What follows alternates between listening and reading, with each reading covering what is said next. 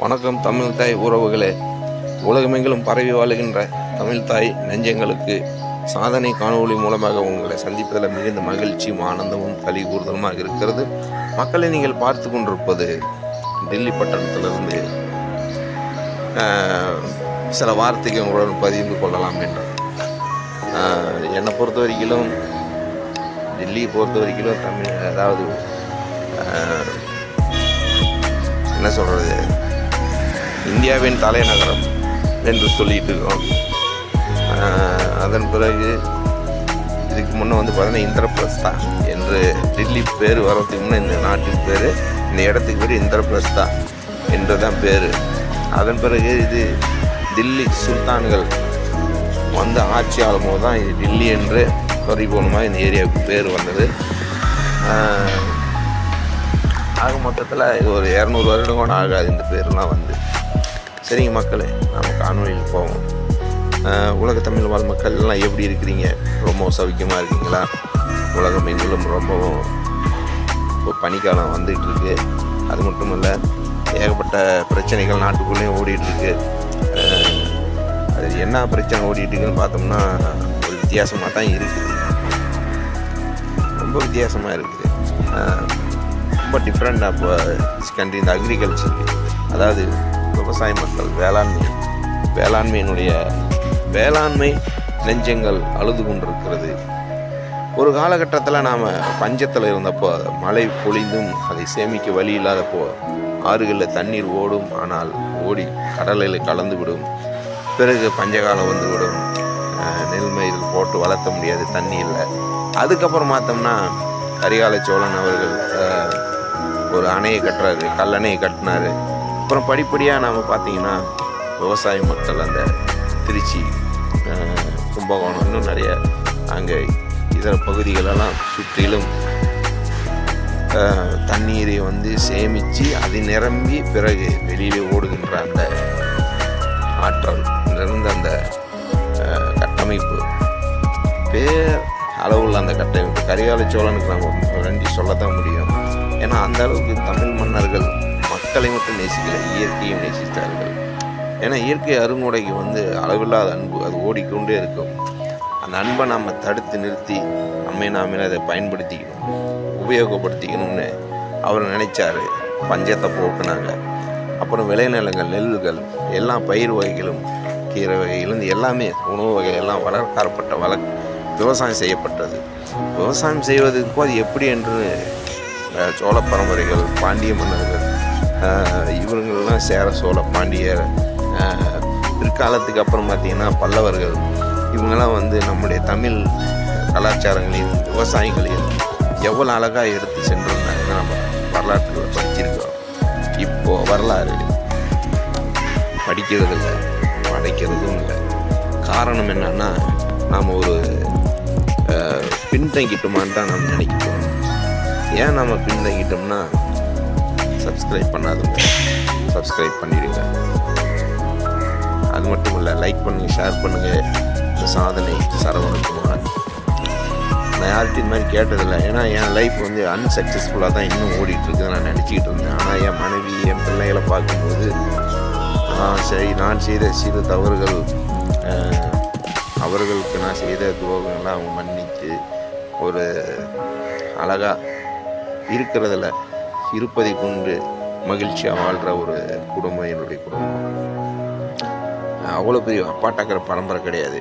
நம்ம விஜய் மாதிரி கிடையாது. மக்கள் பணத்தில் வாழ்ந்துக்குவானுங்க, மக்களையே திட்டுவானுங்க. ஸோ அந்த மாதிரி இல்லாமல் நம்மளுடைய உழைப்பிலே வாழ்ந்துக்கொண்டு அப்படி இருக்கிறோம்.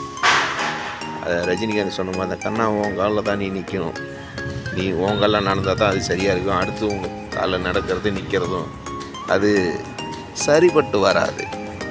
அது காப்பி அடித்த மாதிரி இருக்குது. இப்போ யூடியூப்பில் கூட காப்பி அடித்து போடுறாங்களே, அந்த மாதிரி ஆகிடும் இல்லையா? ஸோ அதனால் நாம் கொஞ்சம் மாதிரியாக வேறு லெவலில் இருப்போம். எல்லாருமே தமிழ் தாய் உறவுகளே, உலகமெங்கில் வாழ்ந்து கொண்டிருக்கிற, சிதறி வாழ்ந்து கொண்டிருக்கிறான் தான் நான் சொல்லுவேன். எல்லா மொழி மக்களுக்கும் ஒவ்வொரு நாடு இருக்கிறது. இந்த உலகத்தின் முதல் மாந்தராகிய பெருங்குட்டி தமிழனுக்கு இடமில்லை, காலுக்கு கீழே நசுங்கி கிடக்கிறோம். மற்றொருவர் சொல்லுகிறார், தமிழன் எப்பொழுதும் வேறாகவே இருக்கிறான், அவன் வெளியே தெரிவதில்லை. பிறகு என்ன ஒரு சூழ்நிலை இருக்குதுன்னு பார்த்தோம்னா, பயங்கரமான ஒரு வித்தியாசம். என்னடா நமக்கு தமிழனுக்கு ஒரு வித்தியாசம் அப்படின்னு பார்த்தா, உழைப்பு, உயர்வு. அது மாத்திரமல்ல, அடிமைத்தனம் அவனுக்கு இருக்காது. பிறரை அடிமைப்படுத்தணும்னு ஒரு எண்ணமே இருக்கவே இருக்காது. எல்லாத்தையும் அன்பாக நேசிப்பான். அதுதான் தமிழனோடது. தன் வீட்டில் வந்து திண்ணை கட்டி வந்தவர்களை உணவு, அதாவது விருந்தோமல் செய்து பாதுகாப்பாக அனுப்பி வைப்பாங்க. இது நான் சின்ன வயசில் படித்ததும் கேட்டதும் என் பாட்டியும் அவர்களும் செய்திருக்கிறார்கள். நானும் கண்டிருக்கிறேன். ஆனால் அதே வேளையில் மேல் ஜாதி கீழ் ஜாதி என்று சொல்லிக்கொண்டு அந்த விதமான ஒரு சுச்சுவேஷனும் நான் கண்டிருக்கிறேன் என் வாழ்க்கையில். அது என் பாட்டிக்கும் எனக்கும் சண்டை வரும், வாக்குவாதம் நிறையா வரும். ஸோ அந்த மாதிரி சூழ்நிலையில் தான் வாழ்ந்துருந்தேன். நாம் இன்றைக்கி டில்லி பட்டணத்தில் வந்து இவ்வளோ தூரம் வேலை செஞ்சு பசங்களை படிக்க வச்சுக்கிட்டு இருக்கிறோம்னா, அது என்னுடைய மனைவியினுடைய உழைப்பு தான் அதிகம். என்னுடைய உழைப்பு வந்து கம்மியாக தான் இருக்குது. என் மனைவி உழைப்பு, என் பசங்களுடைய உழைப்பு ரொம்ப ஜாஸ்தி. ரொம்பவும் கடினப்பட்டு வளர்ந்துருக்காங்க அப்படின்னு தான் நான் சொல்லுவேன். நான் வந்து ரொம்ப ஈஸியான ஒரு வேலை அப்படியே ஓடிடுச்சு காலம். என் மனைவி வந்து பார்த்திங்கன்னா அவ்வளோ அழகாக சமைக்கிறதுலும் சரி, அவங்களுடைய பேச்சிலும் சரி, ஒழுக்கத்திலும் சரி, எல்லாவற்றிலும் பார்த்திங்கன்னா அந்த ஒரு தமிழ் தாய் பார்க்குறது போல தான் வீர தமிழச்சி. அதே மாதிரி வேலுநாச்சியாரை பார்க்கணுன்னா என் மனைவி பார்த்தா போதும். ஸோ பயங்கரமாக இருப்பேன். நல்ல அரசியல் எல்லாமே பயங்கரமாக இருக்கும். ஆனால் வந்து ஸ்ட்ரிக்டாக இருக்கும், ஒழுக்கமாக இருப்பாங்க. இப்படி இருக்கணும் அப்படி இருக்குன்னு சொல்லிகிட்டே இருப்பாங்க. பசங்களையும் வழி நடத்துவங்க உழைச்சி கொண்டே இருப்பாங்க. அவங்களுக்கு நேரம் இல்லாத பொழுது, நேரம் இருக்கிற பொழுதும் நாங்கள் வீட்டில் வந்து பேசி கொண்டிருப்போம். உரையாடல், என்ன உரையாடல்? சினிமாக்காரனை பற்றி அதெல்லாம் கிடையாது. வேதங்களை பற்றி, சில மொழிகளை பற்றி, மற்றும் சினிமாக்காரங்களை பற்றி. அவங்களுக்கு ஸ்ரீதேவி பிடிக்கும், அவங்க ஸ்ரீதேவி பற்றி பேசுவாங்க. அவங்களுடைய வாழ்க்கை முறை பற்றி இப்படி நிறைய நாங்கள் பேசும்போது அதில் வாக்குவாதம் வந்துக்கிட்டே இருக்கு. நடிகரை பற்றி பேசுகிறத முன்ன பாரு அப்படின்னு நான் சொல்லுவேன். இப்படி ஒவ்வொருத்தரும் ஒரு விதமாக பேசிகிட்டு இருப்பாங்க. அந்த வகையில் தான் தம்பி விஜயை பற்றி பேசுவாங்க. இப்போ நாங்கள் பேசுகிறதே விட்டுட்டோம். ஏன்னா அந்த அளவுக்கு ஒழுக்கமில்லாத ஒரு நடிகன் முன்னாடி ஏன் நம்ம போகணும் அப்படின்னு. நாம் எப்பயுமே நடிகன் முன்னாடி போகக்கூடாது. நாட்டுக்காக, நட்புக்காக போகணும், உயிர்மை நேயத்துக்கு போகணும்னு ஒருத்தர் கத்திக்கிட்டு இருக்காரு. ஸோ அந்த நேரத்தில் தமிழ் தேசியம் இப்பொழுது உயிர் பெற்று துளிர்ந்து விட்டதுன்னு தான் சொல்ல முடியும். இப்பொழுது வளர்ந்து கொண்டிருக்குன்னு தான் சொல்ல முடியும். இதுக்கெல்லாம் காரணம் என்னன்னு பார்த்தோம்னா, நம்மளுடைய மனநிலை, அட்ராக்ஷன். முன்னாடி என்ன ஆகுதோ அதை விட்டுருவோம், பின்னாடி என்ன ஆகுதோ அதை பிடிச்சிக்குவோம். வருங்காலத்தில் நம்ம என்ன இருக்கணுமோ அதை விட்டுருவோம். பிற்காலத்துக்காக நம்ம என்ன சேர்த்திக்கிறோமோ அதை விட்டுருவோம். ப்ரெசன்டேஜில் என்ன ஆகுதோ அதை மட்டும் வச்சுக்குவோம். வருங்கால பிள்ளைங்களுக்கு எண்ணத்தை வச்சுட்டு போகிறோம் அப்படிங்கிறத நம்ம மறந்துடுறோம். கரிகால சோழன் அப்படி செய்யலை. நான் ஒரு எதிர்காலத்தின் பிள்ளைகளுக்கு அழிவில்லாத தண்ணீரை சேமித்து வச்சிருக்காரு. உயிரை பாதுகாக்கக்கூடிய உணவு எப்படி வளரும் என்பதை சொல்லி கொடுத்துட்டு போயிருக்காரு. அதே போல தான் மாடடிச்சு போரடிச்ச பத்தான்னு சொல்லி யானைகளை கட்டி போரடிச்சாங்க. மாடல் வரிகள்லாம் சொல்லுகிறது. ரொம்ப கிரேட் பேருங்கள அவங்களாம் ஒரு நன்றி சொல்லிடலாம் சார். அவங்களுடைய மூச்சு காற்று நம்ம சுவாசிச்சு என்ன பிரயோஜனம்?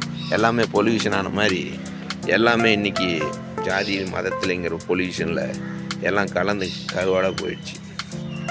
ஸோ என்ன பண்ணலான்னா, நம்முடைய விவசாய மக்கள் ஏன் நம்ம அவங்கள மதிக்கக்கூடாது? அவங்களுடைய உழைப்பு ஏன் நாம் இன்னும் நம்ம மதிக்காமல் இருக்கிறோம்? அன்றைக்கு நம்முடைய ராஜாக்கள் எல்லாம் மதித்து நடந்தாங்களா இல்லையா? இப்பயே மதிக்கிறதில்ல. நாம் மதித்து நடப்பதை ஒழுக்கத்தோடு நாம் ஏன் பின்பற்றக்கூடாது? நமக்கு கடவுள் சொல்லலையா? இல்லை இறைமகன் இயேசு சொல்லலையா? புத்தன் சொல்லலையா? காந்தி சொல்லலையா? இப்போ இன்னும் நிறைய பேர் இருக்கிறாங்க, பேர் சொல்லிகிட்டே போகலாம். நபிகள் நாயகம் இருக்கார். அவரெல்லாம் வந்து பார்த்திங்கன்னா 24 மணி நேரம் எப்போ பார்த்தாலும் உழைச்சிக்கிட்டே இருப்பார். அன்னைக்கு உழைச்சி காசு எல்லாத்தையும் கொண்டு போய் தானம் பண்ணிட்டு வந்துடுவார். அதேமாதிரி இங்கே சீரடி சாய்பாபா பற்றி பார்த்திங்கன்னா அவரும் அப்படி தான் சொல்லுவார். எப்போ பார்த்தாலும் எல்லாத்தையும் சமைச்சு போட்டுக்கிட்டே இருப்பான், எல்லாத்தையும் கொடுத்துட்டே இருப்பார். அதே வள்ளலார், நம்ம நாட்டு வள்ளலார், ஐயையோ அவர் பண்ணுற லந்து இருக்குது. எங்கேருந்தே அதெல்லாம் வந்தீங்க அப்படின்னு கேட்க தான் தோணும். அவர் பாட்டுக்கு ஏகப்பட்ட பேருக்கு சோத்தாக்கி போட்டு வச்சுக்கிட்டு இன்னும் அந்த ஒளியே போனார் அப்படின்னு சொல்கிறாங்க. ஸோ வள்ளலார் ஐயாவெல்லாம் வந்து நம்ம பொறாம தான் வருது.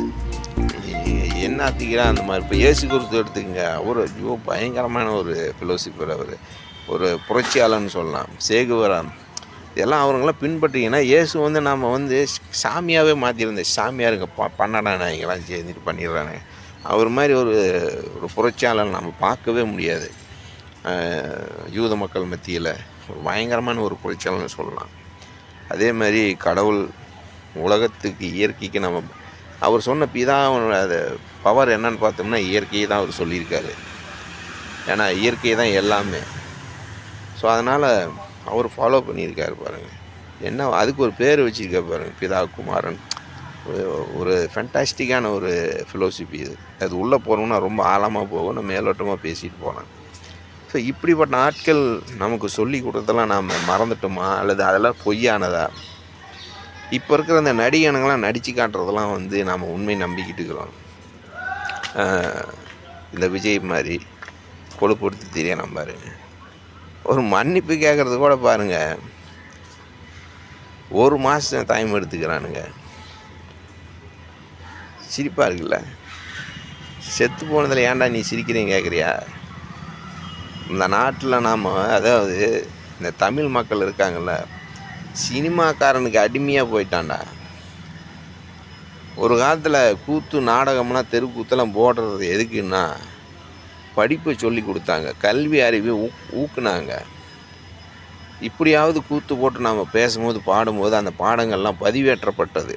ஒரு விவசாயம், ஒரு நெல் விதைச்சி எப்படி அறுவடை செய்யலாங்கிறத பாட்டாக பாடி கேட்டவங்க. அப்போ ஒவ்வொருத்தருக்கும் அது மனப்பாடமாகும், அது செயல்பாட்டில் வரும். தாலாட்டு போடுவாங்க பிள்ளைங்களுக்கு. அதே மாதிரி தூங்கும் போது ஒரு பாட்டு, பிறக்கும் போது ஒரு பாட்டு. அதுக்கப்புறம் பார்த்திங்கன்னா எதுக்கு எடுத்தாலும் ஒரு பாட்டு வச்சுருப்பாங்க. எதுக்குன்னா நாம் வாழக்கூடிய வாழ்க்கையை சொன்னால் எவனும் கேட்க மாட்டான். இப்போ காமராஜர் ஐயா டயலாக் தான், ஐயா நீங்களே பிரைம் மினிஸ்டர் ஆகிருக்கலாம்னு கேட்டால் நான் சொன்னால் போடுவானுங்க, நான் நின்னா போட மாட்டானுங்க அப்படின்னு சொல்லுவார். என்ன ஒரு டயலாக் பாருங்கள். இந்த மாதிரி ஒரு சொல்ல ஒரு என்ன சொல்கிறாங்க, ஒரு பெரிய வரலாறே அவர் முடிச்சிட்டாரு. ஆரியனுக்கு அவங்க நம்ம தமிழ், அதாவது ஹிந்தி பேசுகிறவனு ஜாதி, அதாவது ஹிந்தி பேசுகிறவனுங்க சனம் நிறையா இருக்குது, மெஜாரிட்டி நிறையா இருக்குது. அவனுக்கு சொன்னால் வந்து போட்டுருவானுங்க, நிற்க வச்சாலும் அவனுக்கு போட்டுருவானுங்க, நம்ம நின்னா போட மாட்டானுங்க அப்படின்னு. அவர் மாதிரி ஒரு புரட்சியாளியில் நம்ம பார்க்க முடியாது.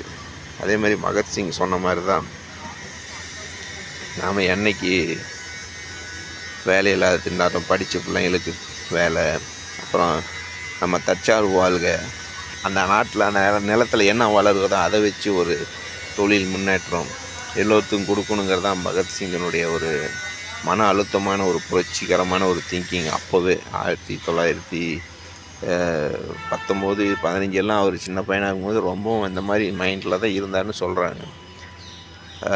அதே மாதிரி நம்ம ஊரில் பார்த்திங்கன்னா புலித்தேவன், மருது, பெரிய மருது, சிறிய மருது, இந்த 2 சகோதரர்களும் சேர்ந்து பண்ணின வாழ்க்கை வரலாம் ரொம்ப பயங்கரமாக இருக்குது சார் அவங்கெல்லாம் நடிக்கும்போது.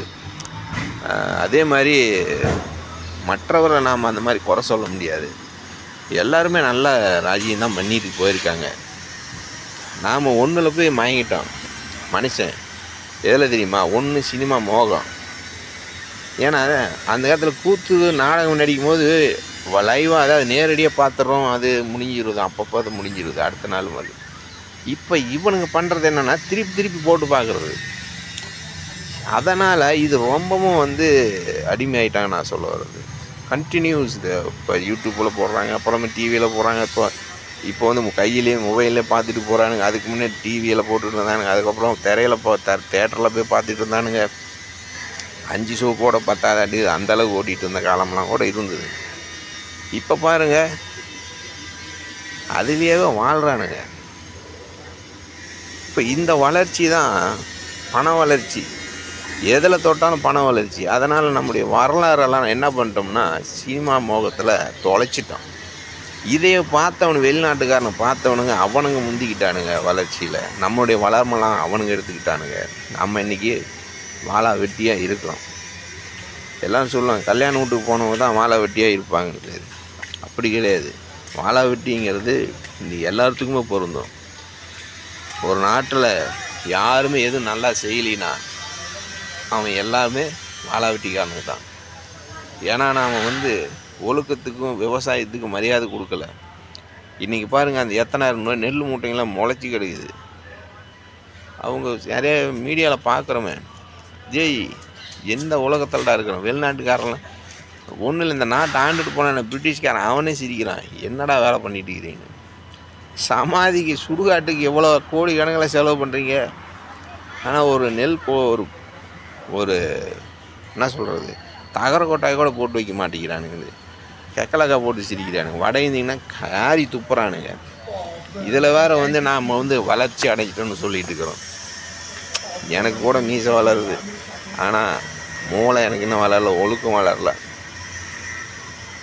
என்ன சொல்கிறது, இப்படி ஒரு நெல்லை பசியும் பட்டினியுமே இருக்கக்கூடாதுன்னு அன்றைக்கி கரிகால சோழன் பாடுபட்டார். அதுக்கப்புறம் பின்னாடி எல்லோரும் பாடுபட்டாங்க.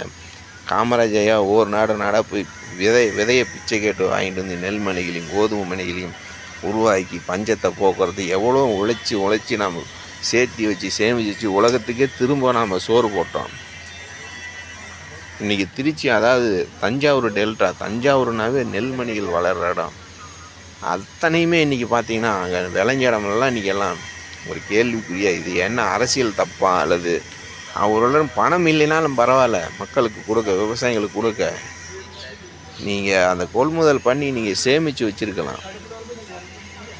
நீங்கள் ஒரு தவணை முறையில் கூட பணம் கொடுக்கலாமே. ஏன் அந்த அளவுக்கு ஏன் நாட்டில் பணம் இல்லையா? ஒரு கேள்வி எழும்பிக்கிட்டே இருக்குது. ஏன் நம்ம தமிழ்நாட்டில் அரசாங்கத்திட்ட பணம் குறைவு? இந்த இலவசங்கிற பேச்செல்லாம் நீங்கள் ஏன் நிறுத்தக்கூடாது? நீங்கள் இந்த 1000 ரூபா கொடுக்குறவங்க எல்லாருமே பணம் அவனே ஒரு 5-6 வீடு வச்சுருக்கிறான், காடு கடை வச்சுருக்கிறான். அவங்களுக்கு தான் நீங்கள் பணத்தை கொடுத்துட்டுருக்கிறீங்க. ஏழை மக்கள் எத்தனையோ பேர் வீடு இல்லாமல் வாடகை இருக்கிறானுங்க. அவங்களுக்கு பாரு அந்த 1000 ரூபா போய் சேரலை அப்படின்னு கம்ப்ளைண்ட் சொல்லுங்கள். யூடியூப்பில் நான் பார்த்துட்டு தான் இருக்கேன். நான் ஸ்டாலினை குறை சொல்லலை, பட் அவருக்கு தெரியாது இந்த மாதிரி தவறுகள் சில இடத்துல நடந்துக்கிட்டு இருக்குதுன்னு சுட்டி காட்டுறேன். எங்களுக்கு ஸ்டாலினையாவது நம்ம தப்பு சொல்கிறோம், நம்ம அவ்வளோ அப்புறம் டக்கர் கிடையாது. அவர் எந்த மனநிலைகள் அவருக்கு தான் தெரியும். சரி, இருந்தாலும் கொள்முதல் வாங்கி வைக்கலாமே. மக்கள் கேட்குறாங்களே கேள்வி, நாம் என்ன பதில் சொல்கிறோம்? நாம் எப்படிப்பட்ட காரியத்துக்குள்ளே நம்ம விழிப்பாக நாம் இருக்கிறோம் புரிய மாட்டேங்குது. ஒரு செட்டில்மெண்ட் நேஷன் எப்படி நாம் அதை புரிய வைக்கிறது? மக்களுடைய உழைப்பை இப்போலாம் பார்த்திங்கன்னா ரொம்ப இழிவாக போயிட்டுருக்குது. அதுவும் தமிழனுடைய உழைப்பு ரொம்ப ரொம்ப கீழ்மையாக போயிட்டுருக்குது. இன்றைக்கி உலக நாடுகள் சுட்டி காட்டுக்கிட்டு இருக்குது.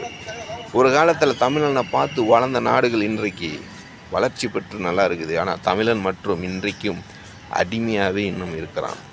ஒன்று சினிமா முகத்தில் போய் விழுந்துட்டானுங்க, இன்னொன்று அரசியலில் சரியாக பண்ணுறதில்ல, ஒன்று திருட்டு. ஒரு பாலம் கட்டி தண்ணியில் அடிச்சுட்டு போயிடுச்சு.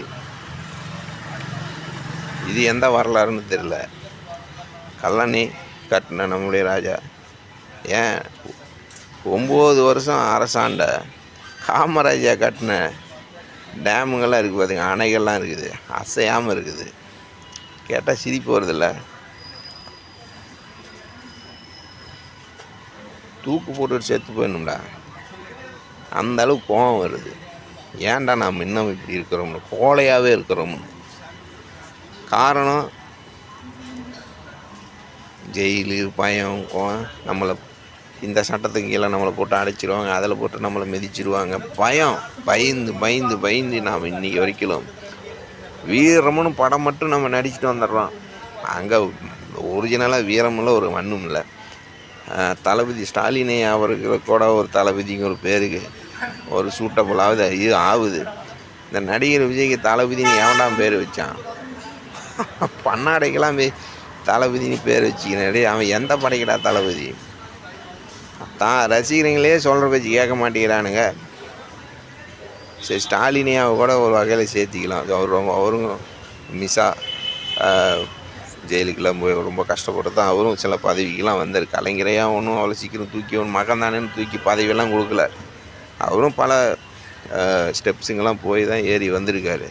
சரி, இருந்தாலும் இந்த நெல் முதல் கொள்முதல் இதெல்லாம் வந்து கொஞ்சம் அவர் கொஞ்சம் வீக்காக இருக்கிறதுக்கு காரணம் என்னன்னு நமக்கு புரியலை. ஏன்னா சுச்சுவேஷன் இல்லை, பணம் ஏன் இல்லைன்னு தெரியல. அதனால் மக்களே, நாம் ஒரு விஷயத்தை நம்ம புரிஞ்சுக்கணும். நல்ல அரசியல்களை நீங்கள் தேர்ந்தெடுக்கிறது இல்லை. அரசியல் வந்து சினிமா நினச்சிட்டு இருக்கிறீங்க இன்னமும்.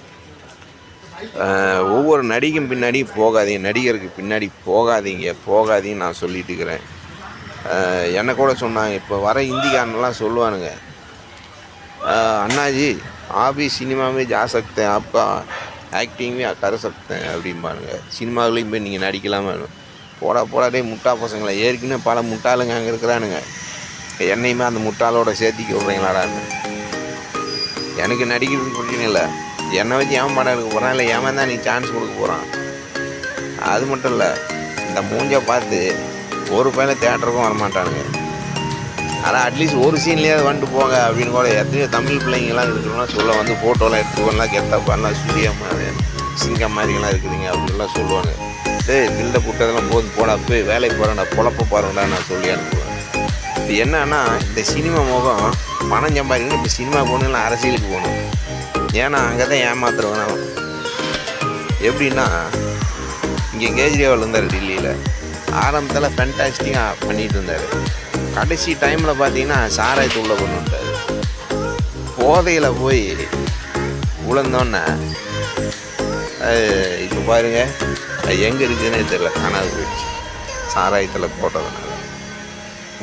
எதிர்ப்பு சக்திகளும் அதிகமாக இருக்குல்ல, பிஜேபி எதிர்ப்பு. அவங்களும் கங்கணம் கட்டிட்டு அலையிறாங்க, ராஜ்யத்தை எல்லா இடத்துலையும் நப்பணும், ஒரே நாடு ஒரே கல்வி ஒரே தேர்தல் அப்படின்னு சொல்லிட்டு இருக்கும்போது நமக்கு கொஞ்சம் பயம் வருதா இல்லையா? என்னடா இது, ஏற்கனவே ஒடுங்கி கீழே சுருங்கி போயிருக்கோம் நாம், இவன் வேறு இன்னும் வந்துட்டு வட இந்தியன் வேறு அங்கே வந்துட்டு இருக்கான்.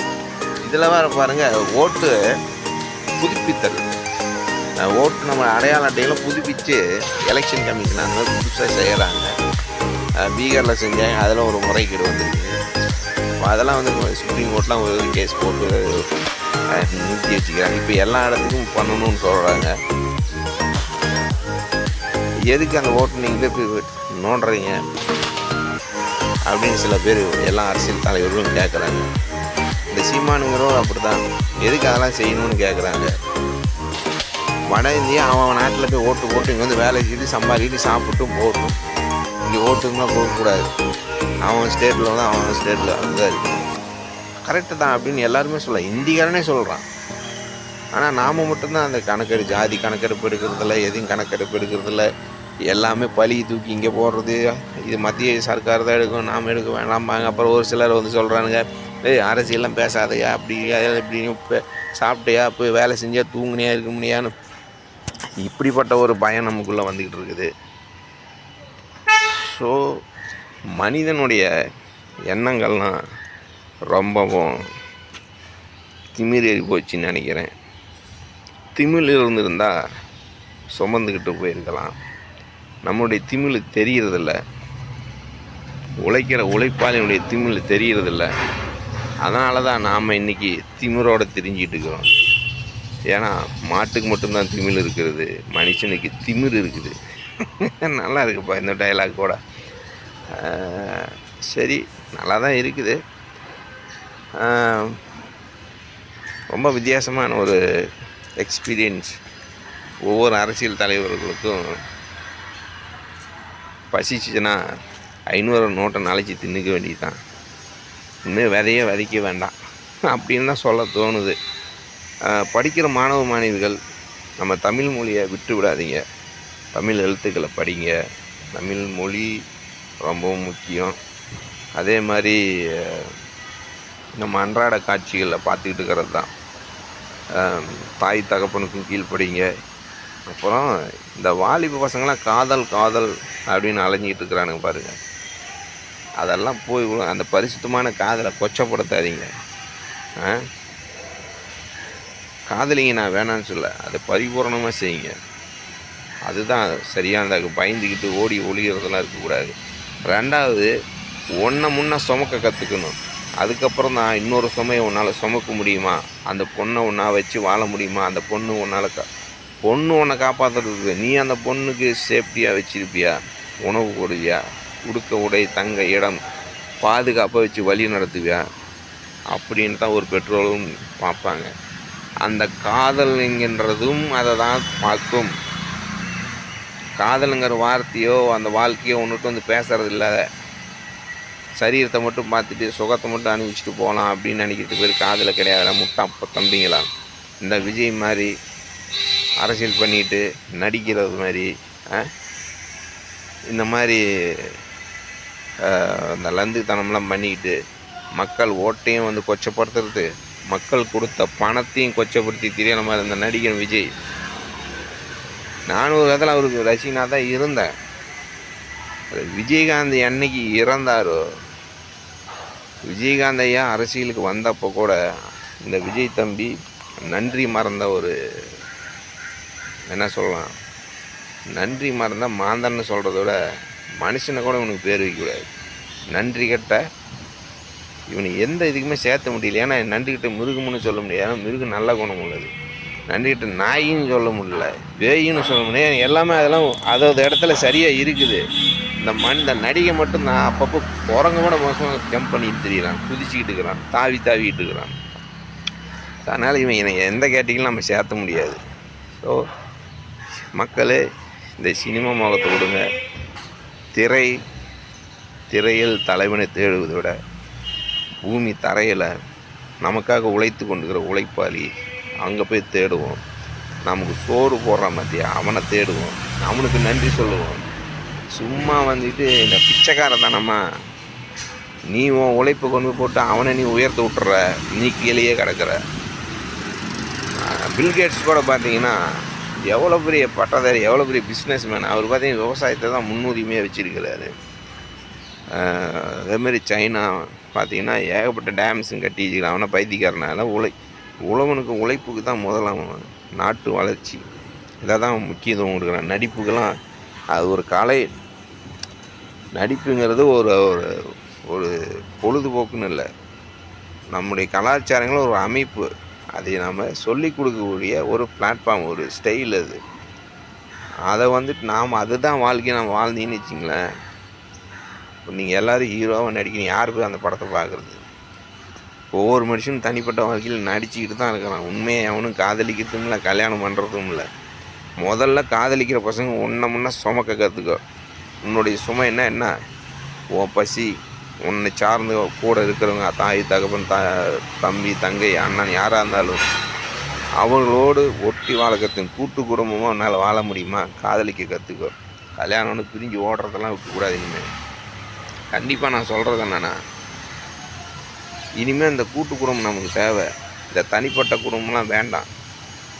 மாமன் சித்தப்பா பெரியப்பா இப்படி நம்ம ஒன்றா வாழும்போது, கூடி வாழும்போது தான் கோடி நன்மைகள் நம்மை சேரும்.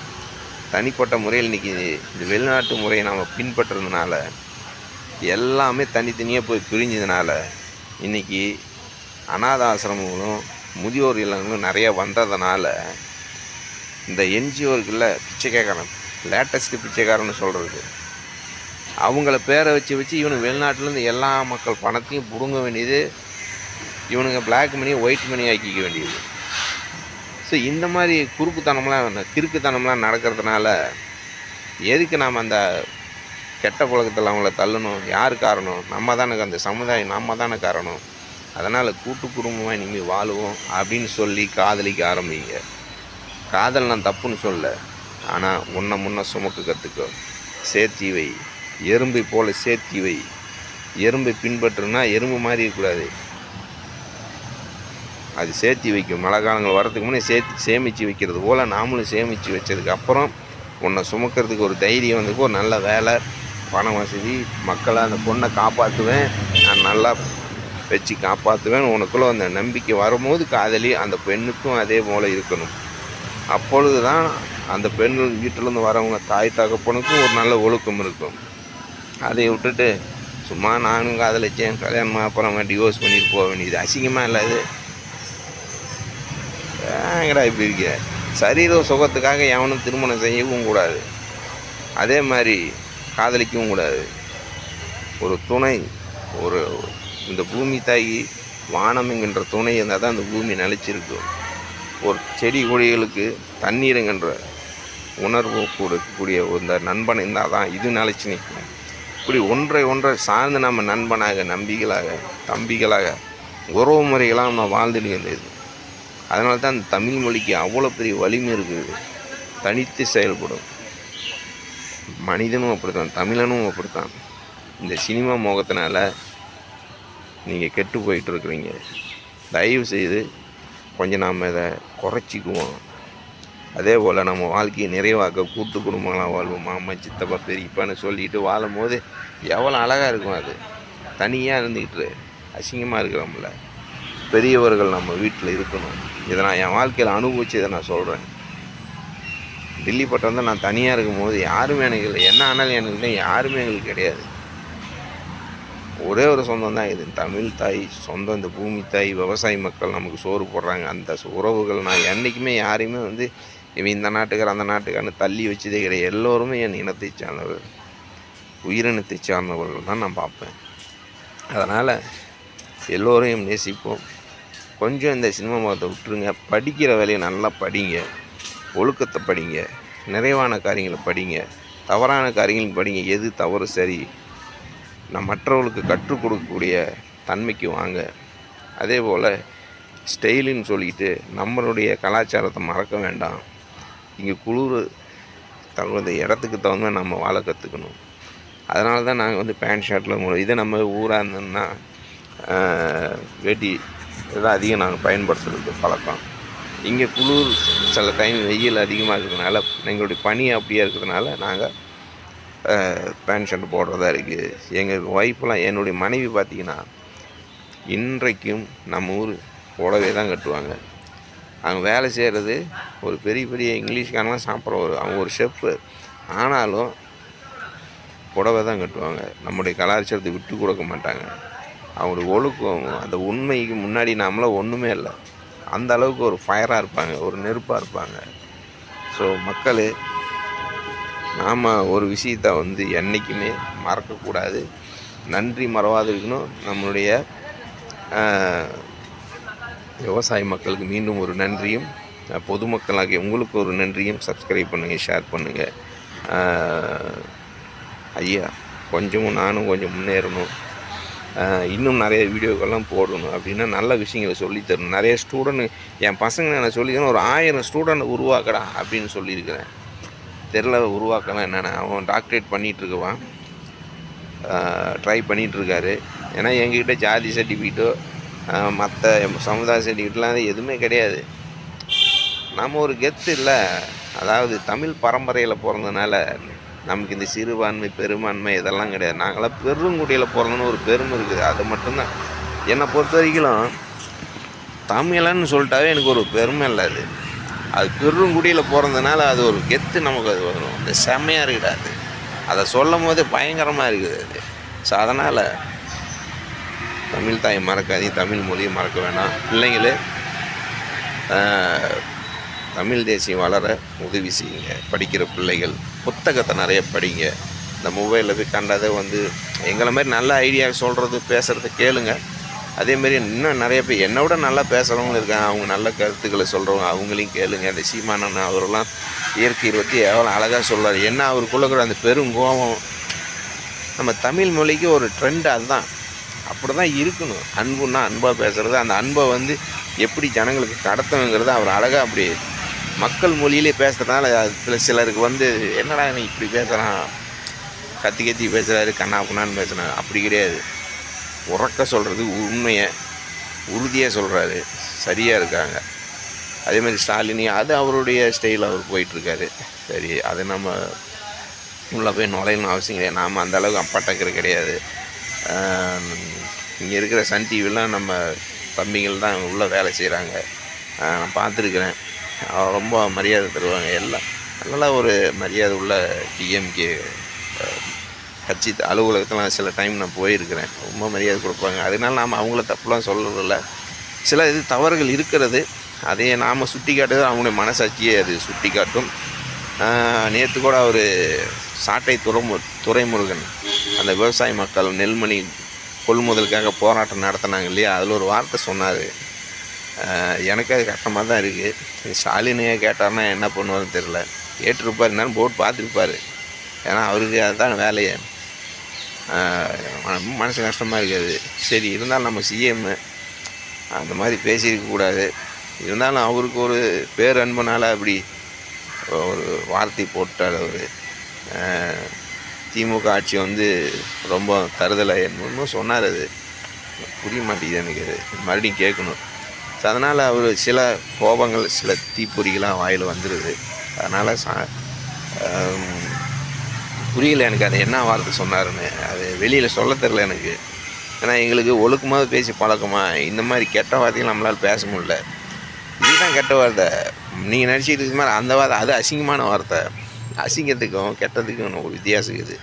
ஸோ அதனால் புரிஞ்சிக்குங்க, நடந்துக்குங்க. அதே வேளையில் யூடியூப் ஐயா நண்பர்கள் கொஞ்சம் முன்னேற்றி விடுங்க. இந்த மைக்கு இதெல்லாம் நமக்குலாம் தேவையில்லை, இப்படியே பேசிட்டு போயிடுறோம் அப்படின்னு ஒரு ஐடியா. இன்னும் கொஞ்சம் நல்லா டெவலப் பண்ணணும். இந்த மதன் கௌரிங்கிறவர் எங்கே போயிட்டாருன்னு தெரில. லாக்டவுனில் அவரை தான் நாங்கள் அதிகமாக அந்த வீடியோ பார்த்துட்டு இருந்தோம். இன்றைக்கி அவரே வந்து தவறு செய்யும் போது என்னடா சரியாக நாமளே பேசிக்கலாம், இப்போ நம்மளே ஒன்று ஆரம்பிச்சலாம் சொல்லி ஒரு வருஷம் ஆகிடுச்சு. இப்போ 13,000 சப்ஸ்கிரைபர் வந்திருக்குறாங்க. இன்னும் மானிட்டேஷன் ஆகி ஏதோ வரவு வந்தால் என்னென்ன பேக்கெட் செலவுக்கு நம்ம இது பண்ண போகிறோம். பணத்துக்காகலாம் அது ஆரம்பிக்கல சார். ஏதோ இன்னும் நிறைய படித்து நல்ல பசங்களுக்கு ஒரு அறிவு கடத்தலான்னு தான், ஒரு பதிவாக இருக்கணும் அப்படின்னு. நம்மளுடைய முன்னோர்கள் தான் இந்த மாதிரி வளர்ச்சி இல்லாதனால அவங்க கல்வெட்டில் எழுதி வச்சுட்டு போனாங்க. இன்றைக்கி நாம் சொல்வெட்டுகளால் கண் பார்வையிலேயே இருக்கட்டும், இப்போலாம் புள்ளியிலேயே வந்து 1000 விதமான பதிவுகளை நாம் பதிவு செய்து வைக்கக்கூடிய அறிவியல் ஆற்றல் வந்திருக்குது. ஸோ அந்த ஆற்றல் கொடுத்ததும் இந்த பூமி தாய் தான். சோறும் இந்த பூமி தாய் தான் தரான். அப்புறம் வாழ்கிறதுக்கு காற்று எல்லாமே இந்த பூமி தாய் தான் தராங்க. அதனால் அந்த பூமி தாய்க்கு டெய்லி நன்றி சொல்லுங்கள்.